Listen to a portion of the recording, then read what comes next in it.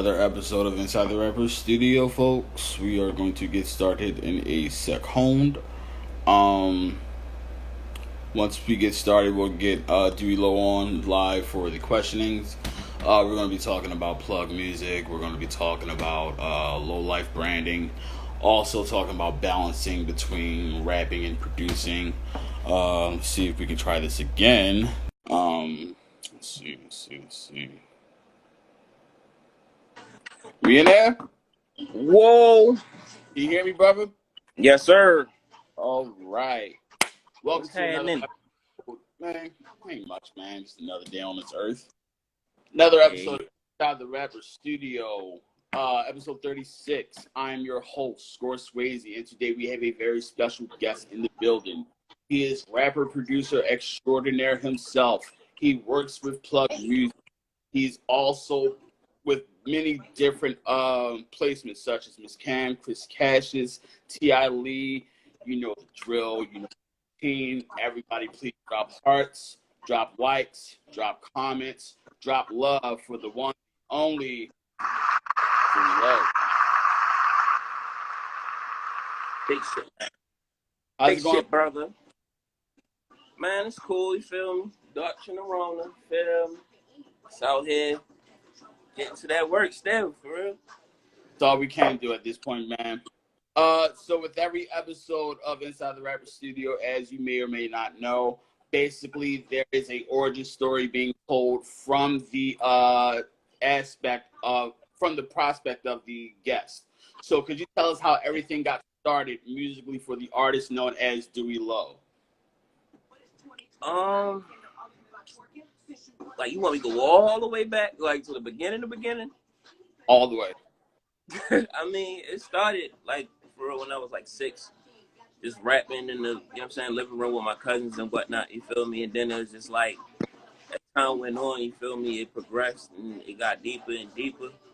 I started making beats when I was like 16, when I was like pretty much grounded the whole summer because I did some wild shit in school for real. But yeah, I mean, it's all good. And that's how I learned how to, you know, Make it. here. Yeah. So with is the thing that you did that summer, is it like legal? Is it anything like case pending or anything like that? Do you want to elaborate on it? You don't have to. Man, hey, I got it. Initially, it started because, you feel me, I fucked up in school. You know what I'm saying? We all sometimes do for real. I fucked up in school, so I had to go to summer school. Cool. I was only going to be on punishment for the summer, you feel me?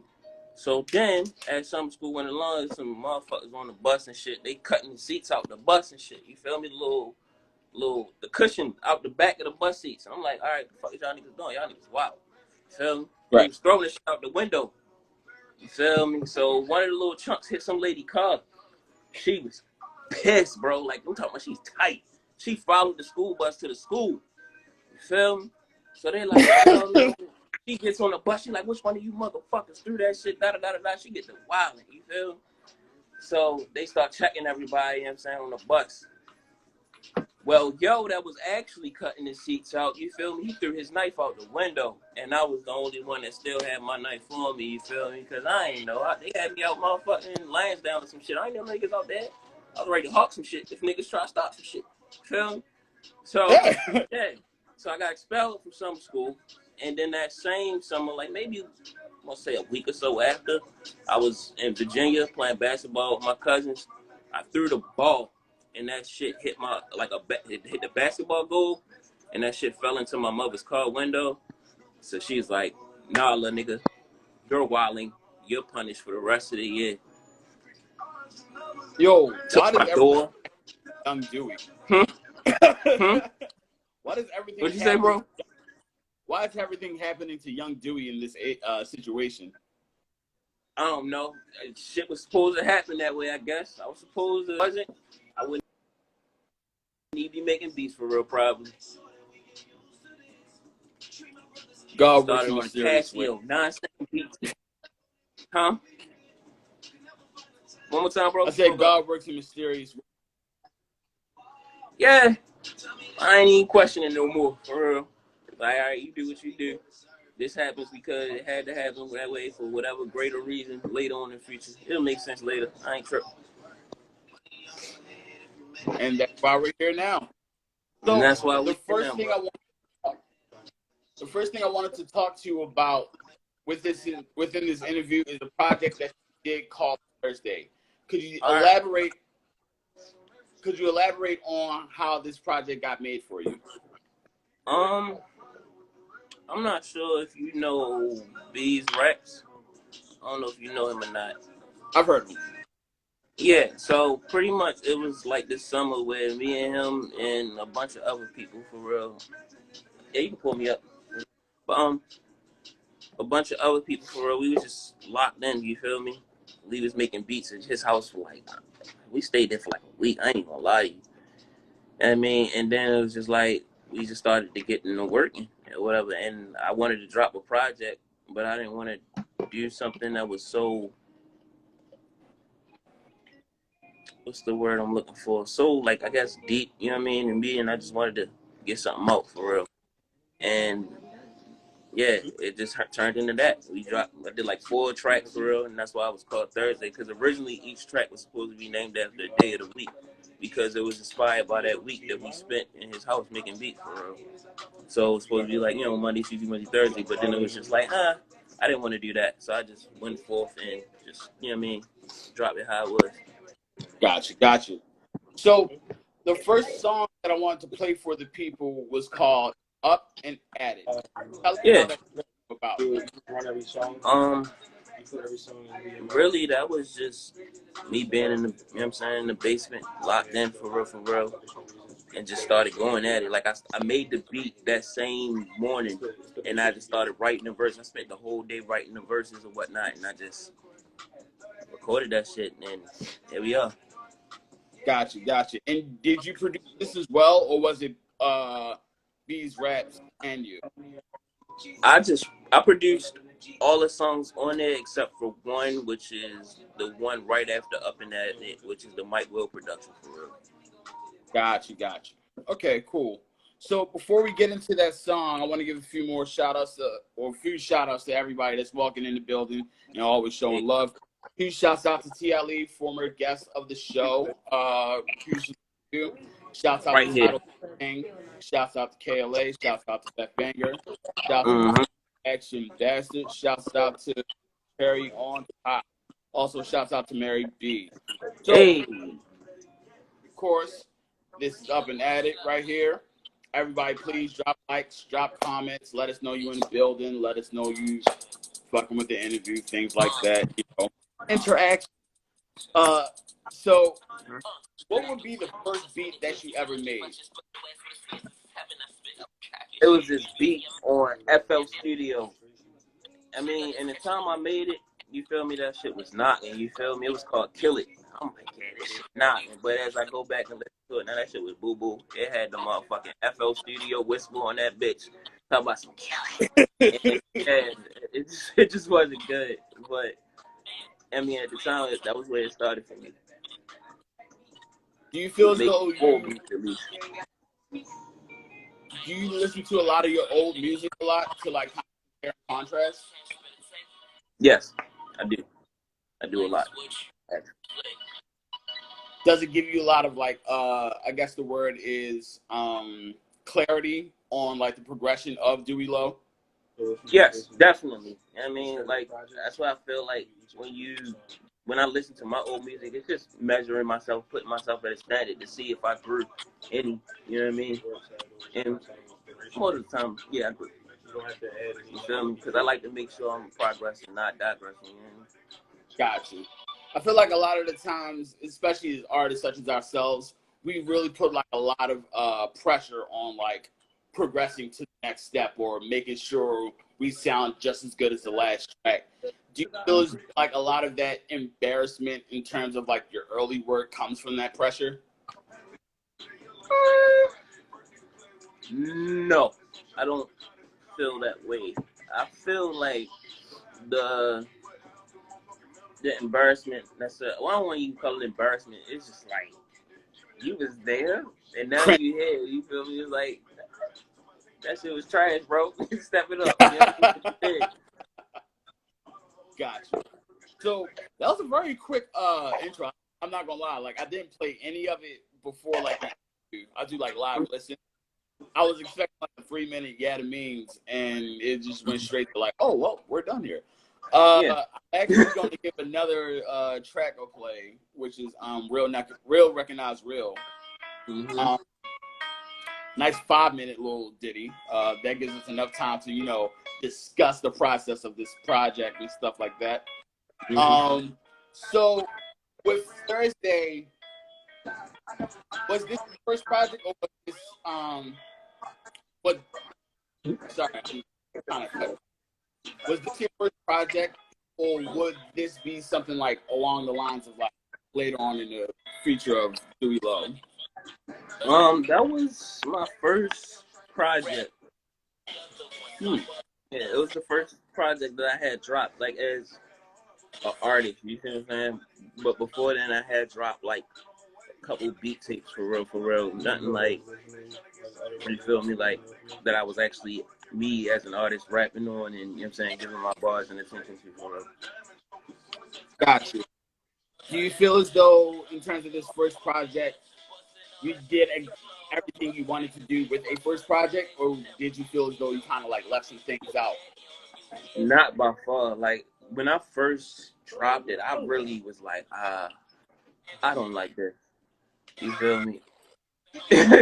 So, but it was just like going back and listening to it, like at a later date, it was like, you know what?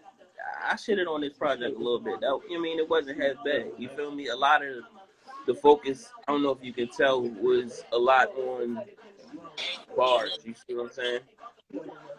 So it wasn't necessarily like it wasn't a rollout to it or nothing. You feel me? I just dropped it. Like, here you go. But, that was, young Dewey moving in young ways. You feel me? Got you. Not really getting the aspect of like, I guess, a rollout or proper promotion of a project. That one more time? Proper promotion of a project, essentially. Yeah, it wasn't dropped how you supposed to. Like, well, supposed.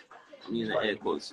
You feel me? It wasn't dropped how it was supposed to be dropped, for real, but it did what it needed to do. Got you.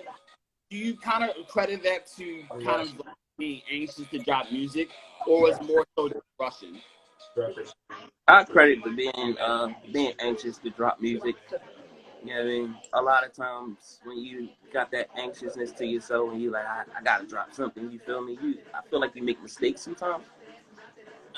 And you drop things prematurely before you give them the proper time to really develop and build how they need to build. You know what I mean? Like, because if I know what I know now, that project would have been way different. I guess with that prior knowledge, would you consider this project more so of a lesson?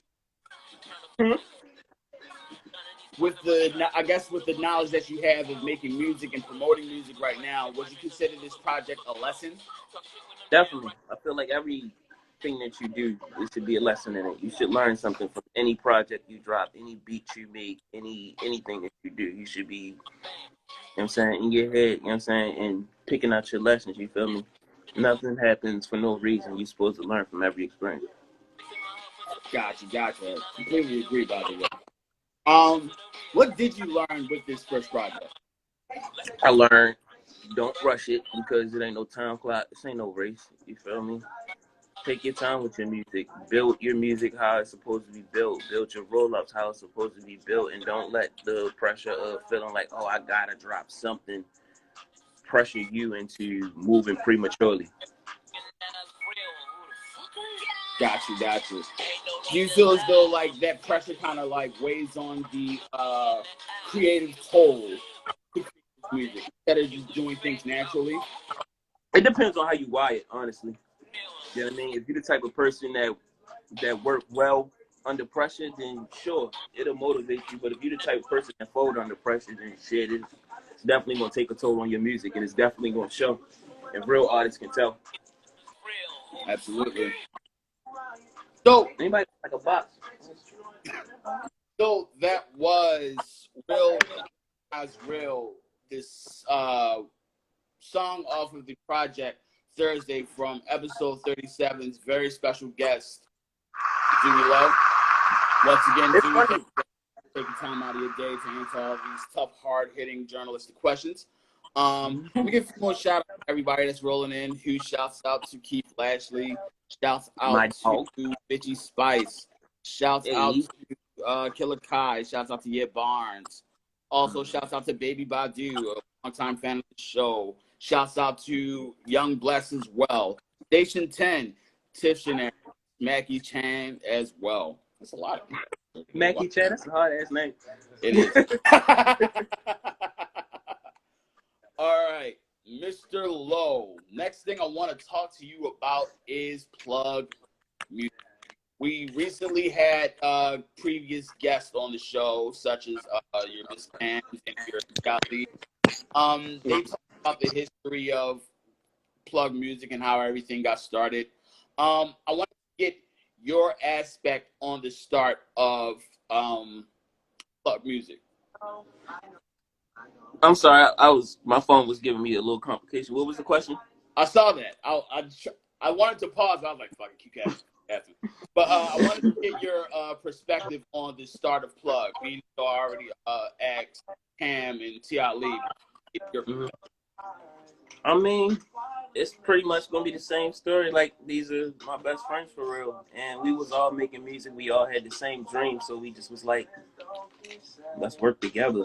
We better off as a unit than we are separately. From what I get from talking to you guys within plug music, there's a lot of camaraderie within the within not music, but just with you guys. You feel as though that kind of adds on to the quality of music, because a lot of people see it as business, whereas though the friendship kind of adds on. But do you see the adding on to the value of music? I do, because oftentimes people are afraid to speak what's real. You see what I'm saying? As far as in, like, if we in the studio, you feel me? You making somebody making some beats or whatever, or somebody making a song, and niggas ask you like, "Yo, how that sound?" Niggas be like, "Oh, it's cool." If they not really feeling it, whereas though with us, you feel me? Like, he can make something, I can make something, or Cam can make something, or whatever. You feel me? And we could just be like, I don't really feel that, and it's not taking it away of this nigga hating or some shit like that. It's like, yo, you know what I mean? We all want the best for each other. So we all going to keep it real with each other, because that's the only way to really keep it for real. If you telling me a lie, that's not helping me, that's hindering me. You feel me? Even if I'd rather you tell me my music sucked than to tell me that shit fire and it's not. Pretty much having best interest at hand with the group. Exactly. Gotcha. So, speaking of plug, the next song I wanted to talk to you about is the song that was featured on one of your group mates' projects, Since Being Honest, available on streaming. T.I. Lee, it was a song called Michael Corleone. Tell us how that song came about and tell us the perspective of the song. The song really came about, T had started on, you know what I'm saying, the production of the album. And we was just in the house one day, and he made this beat, and I heard it. Well, actually, we both made it together. You feel me? And like, he was beatboxing and shit on there for real. And then he came to me like, maybe I want to say it was like a week or so later, and was just like, yeah, yo, I want you on this. You feel me? He wrote the hook. You know what I mean? He had his verse done, and then it was like, all right, bet. And I just wrote my verse, and we went in there and killed that shit.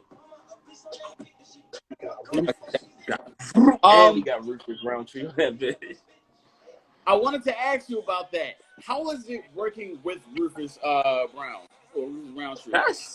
That's my dog, yo. He the OG, man. He's a cool guy for real. And at the end of the day, he has a great balance of knowing how to geek and knowing when it's time to get down to it for real. And he's just the overall music lover for real. Do you have a lot of Do you know a lot of history on Rufus Roundtree? Honestly, I don't. T does. You feel me? That was actually T music teacher. You feel me? So yeah. Is T there? Yes, he is. Bring him on camera. I want to get his perspective on Rufus Roundtree. Oh wait, a couple one. I'm a dog. Everybody, T.I.L.E., welcome to the show again. What's up, bro? When did Rufus Roundtree teach you in music? When I was in middle school in 6th grade, and I was being forced to play the trumpet. I was being forced. You played the trumpet. I wanted to play the drums so bad. He was like, nah. I guess how much did he teach you in terms of not just like in music, but the process of making it? It was more so. So when I learned from him, I was in a marching band. So he was teaching me like just fundamentals, along with the other music teachers that we had. But he was just teaching me fundamentals, you know, basics, how to. A lot of what he taught me was how I know how to play a lot of shit by ear. You feel me? And just basically performance too, for real. Because like, you know, in marching band, you gotta know how to perform. Like a lot of the basic shit that I know about being an artist, I learned from him and my other music teachers, the band directors, when I was in the marching band. But like, I didn't really learn about like how much he was moving in the city until like I actually grew up. Like this man been touring with George Clinton. This man is like, he's literally a legend in the city. People don't even know. It's crazy. The reason I wanted somebody to like tell the history of Rufus Roundtree, I didn't want to say it because since I'm the host, I don't want to spell like information. But he is a musical genius. 1, 2, is a former alum. Well, he is an alumni of Baltimore City College High School. The reason why I asked this is because, like, for him to have so much history in music and actually have that personality to match, would you consider him an honorary member of Plug Music? Hell yeah. Yes, he is. Oh shit. Rufus is the dog. Straight up. But yeah, shouts out to Rufus. Shouts out to TLE once again. I honestly didn't expect you to be in the vicinity during the interview. So thank you for being a good sport and hopping on like right on the spot. So once again, for everybody coming in early or late, this is episode 37 of Inside the Rapper Studio. Of course, I'm your host, Score Swayze. We have the wonderful guest of Doowy Lloh in the building. Thanks again for answering these questions. Taking time out of your day to answer them. Give a few more shout outs to everybody that's in the building. Shouts out to Keith Lashley again. Shouts out to KLA. Shouts out to L Cook. L Cook just recently dropped a project called After, streaming everywhere. Check that out. Also, shout out to who we got here. Also, shout out to that thing. Also just dropped a project, Hard Fire, all on streaming. Well, it's fire as well. So, Mr. Lloh, also wanted to talk to you about the balance in between rapping and producing. Apparently, it's a theme for the show. Don't know why. A lot of people do a lot of like pretty much hat balancing in terms of like doing different things within music, such as producing, such as rapping, such as engineering. I wanted to get your perspective on balancing different acts within the music. It's hard. It's definitely hard. But you gotta know what your vision is ultimately. You know what I mean? You gotta know what it is that you want to do. So when it's time to take off that one hat, you gotta know, all right, it's time to put this hat on. It's time to put that hat on. You feel me? Bop, bop, bop. And just going with what you feel inside the artist. I mean, I feel like most artists are multifaceted. Most of the good ones, you know what I'm saying?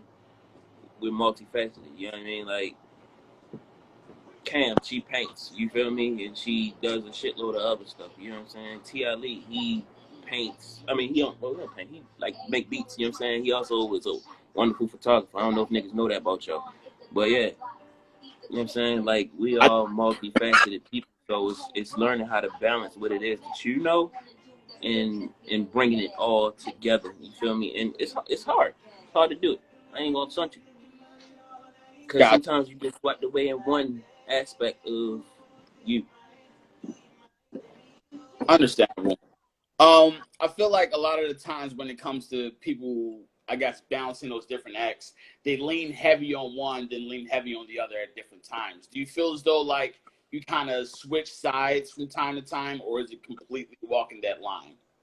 Definitely, I switch that from time to time for real. As far as like going heavy on one and going heavy on the other, but I feel like sometimes you got to, because if you sitting here as a producer, you sitting there with the producer hat on the whole time trying to make songs, it kind of it don't really work for real, because you still nitpicking at the beat. You feel me? You're not fully concentrated on, all right, the beat is done. Let's work on these lyrics. Got you. So I wanted to talk to you about a song that you produced, actually, being as though certain songs that we played throughout this whole interview were songs where you rapping, but this is a total production on your side. The song being No Bluffing, the song by Cam and you on production. I wanted to get your perspective on this song from the producer's side. Elaborate. What do you mean by, what is it that you want to know exactly about No Bluffing? How did you make the, or how did you come along with the beat, and how did you ship it to Cam, I guess?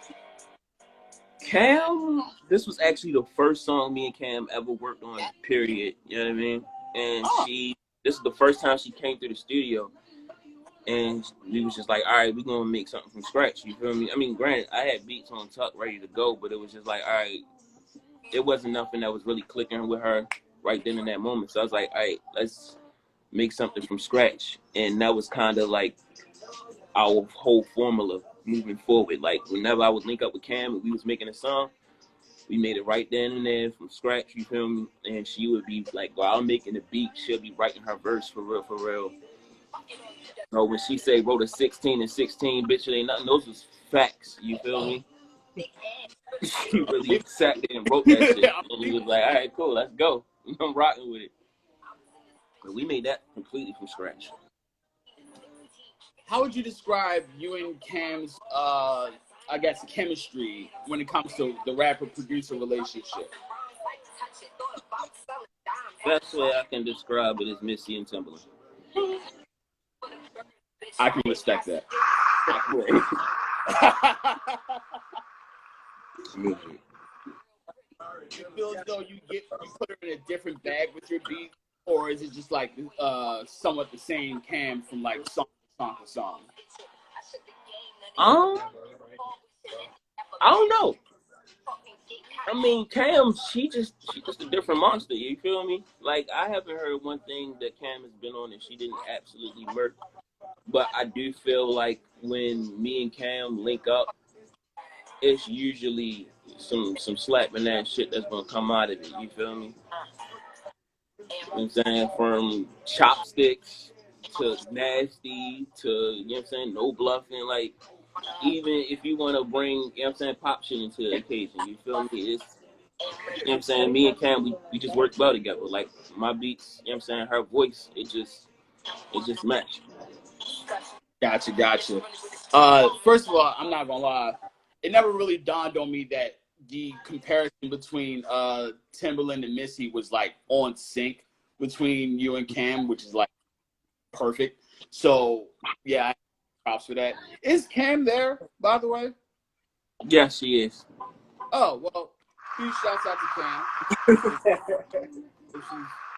Oh hey, shout out to He said, oh, hey.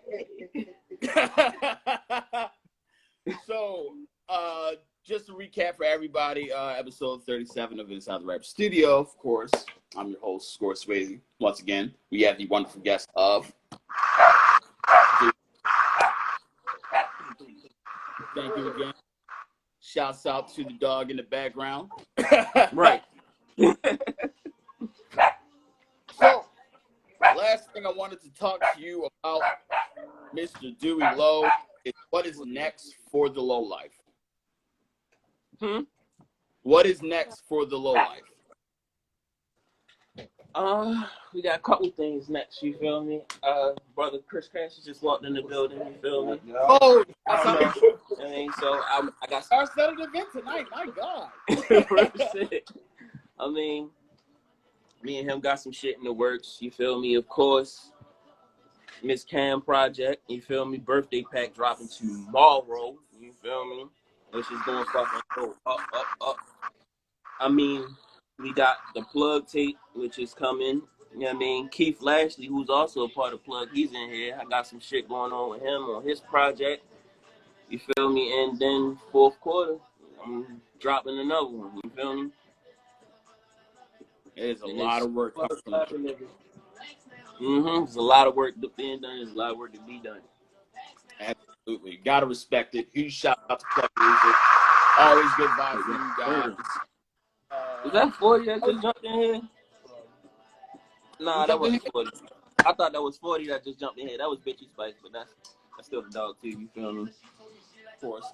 But yeah, I asked that because we have had pretty much, since we're being honest, we've had Birthday Pack dropping tomorrow, and pretty much rumored to have 3 more projects from her. And now we got Doowy. Is it safe to say that Plug Music is planning on knocking off heads this year? Yes. I mean that was that was the assumption. This year and every year after, you feel me?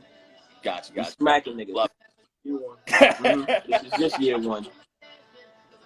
So once again, huge shouts out to Doowy Love. Thank you again for being a very gracious. Thanks for having me, my guy. Answering these very tough, hard-hitting questions. I'm going to give a few last shout-outs for everybody that's in the building. Shouts out to Robbie Isn't Living, just came in. Shouts out to Silver Surfer. Shouts out to Nemaste. I want to hope I'm pronouncing that right. Hopefully I don't get stabbed. Shouts out to, of course, KLA. Shouts out Keith Lashley. Shouts out the entire Plug Music. God. Shouts out my man. Everybody in this bitch. God damn. Shouts out Chris Cash is also in the building. Shouts out to everybody for showing love. So, Mr. Loh, any last words? Any last promotions? Any last propaganda for the people? Last words that I gotta say is one time for Plug, my niggas always. 2,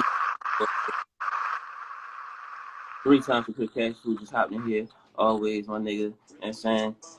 Everybody that's been rocking with Plug, everybody that's been rocking with the gang, you know what I'm saying, and just fucking with the music, fucking with the movement, and we got more shit to come. And last but not least, we nice.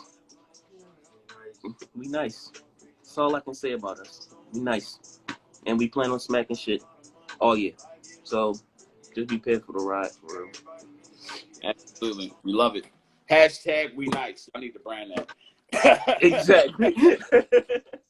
So, I'd like to thank everybody for coming through, showing love with this episode. I'd like to thank everybody that stuck around for 1 second, 1 minute, or the entire interview.